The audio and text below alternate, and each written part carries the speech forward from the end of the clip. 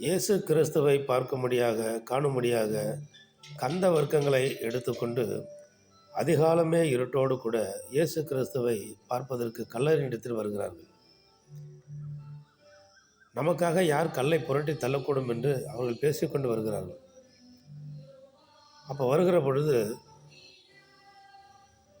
கல் புரட்டி தள்ளப்பட்டிருக்கிறதையும் இயேசுவின் சரீரத்தை உள்ளே போய் பார்க்கும்போது சரீரம் காணப்படாததையும் கண்டு கலக்கமடைகிறார்கள்.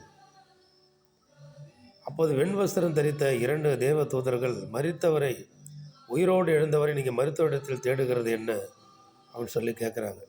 லூக்கா புஸ்தகம் 24ஆம் அதிகாரத்தில் 1, 2, 3, 4, 5 வசனங்களை நம்ம தொடர்ந்து படித்தோம்னா இப்படியாக எழுதப்பட்டிருக்கிறது. நாமும் இன்றைய நாட்களில் இயேசு கிறிஸ்து உயிர்த்தெழுந்த இந்த நாளில் அதிகாலமே இயேசு கிறிஸ்துவை தேடி போகிறாங்க. அவர் உயிர்த்தெழுந்திருக்கிறார். அவர் சார்பாக பேசுகிற 2 தூதர்கள் அவர் உயிரோடு இருக்கிறார், நீங்கள் மரித்தவரிடத்தில் தேட வேண்டாம் அப்படின்னு சொல்கிறாங்க. இன்றைக்கு நம்ம வாழ்க்கையில் இருக்கிற பிரச்சனை, போராட்டம், சஞ்சலம், கவலை, துக்கம் எல்லாம் அந்த கல் என்கிற இப்படியாப்பட்ட பிரச்சனை, போராட்டங்கிற கல் நமக்காக தேவ தூதர்கள் மூலம் நமக்காக நியமிக்கப்பட்டிருக்கிற தூதர்களும் புரட்டி தள்ளப்படும். அதிகாலையில் இருட்டோடு எழுந்தவர்கள் இயேசு கிறிஸ்துவை பார்க்க போகிறாங்க.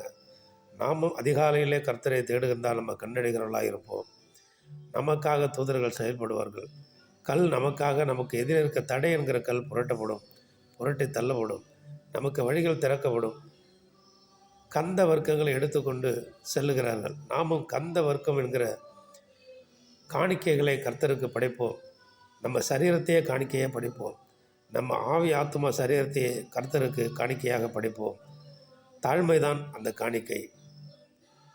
தன்னை தாழ்த்துகிறவன் உயர்த்தப்படுவான், தன்னை உயர்த்துகிறவன் தாழ்த்தப்படுவான் என்று சொல்லப்பட்டிருக்கிறது.